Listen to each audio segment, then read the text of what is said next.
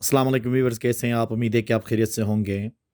हम उर्दू ज़बान में अक्सर ऐसे जुमले इस्तेमाल करते हैं जिसमें मैं बाइक से गिरते गिरते बच गया, वो पकड़े जाने से बाल बाल बच गया, वो यहाँ आते आते रह गया, वो मारे जाने से बाल बाल बच गया। ऐसे जुमले हम इस्तेमाल कर लेते हैं जिसमें हम ये कहने की कोशिश कर रहे होते हैं कि कोई काम होते होते रह जाता है या कोई हादसे से बाल बाल बचना पड़ता है।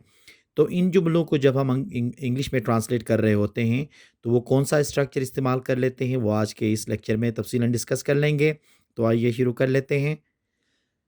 देखिए, नैरोली एस्केप्ड ये इस्तेमाल होता है बाल-बाल बचना या कुछ होते-होते रह जाना, ठीक है?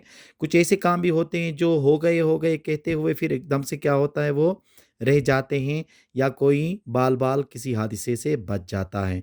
इसका फ़ॉर्मूला कुछ ऐसे ऐसे होता है। पहले हम सब्जेक्ट इस्तेमाल करते हैं, फिर उसके बाद नैरोली स्कैप्ड, फिर उसके बाद वर्ब की फोर्थ फॉर्म और ऑब्जेक्ट का इस्तेमाल होता है। जैसे कि वो गिरने से बाल-बाल बच गया।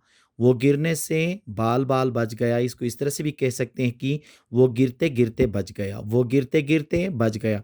दोनों का सेंस एक ही है, दोनों का मतलब एक ही है। अब इसको इस तरह से ट्रांसलेट करेंगे ही नैरोली एस्केप्ड फॉलिंग। ही नैरोली एस्केप्ड फॉलिंग। वो पकड़े जाने से बाल-बाल बच गया, वो पकड़े जाने से बाल-बाल बच गया। He narrowly escaped being caught.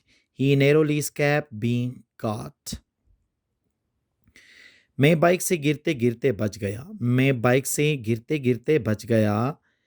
I narrowly escaped falling off the bike. I narrowly escaped falling off the bike. वो यहाँ आते-आते रह गया, वो यहाँ आते-आते रह गए। देखिए ना कोई काम होते-होते फिर वो नहीं हो जाता है या वो रह जाता है। इसी तरह देखें, he narrowly escaped coming here. He narrowly escaped coming here. वो मारे जाने से बाल-बाल बच गया। वो मारे जाने से बाल-बाल बच गया। He narrowly escaped being killed. He narrowly escaped being killed.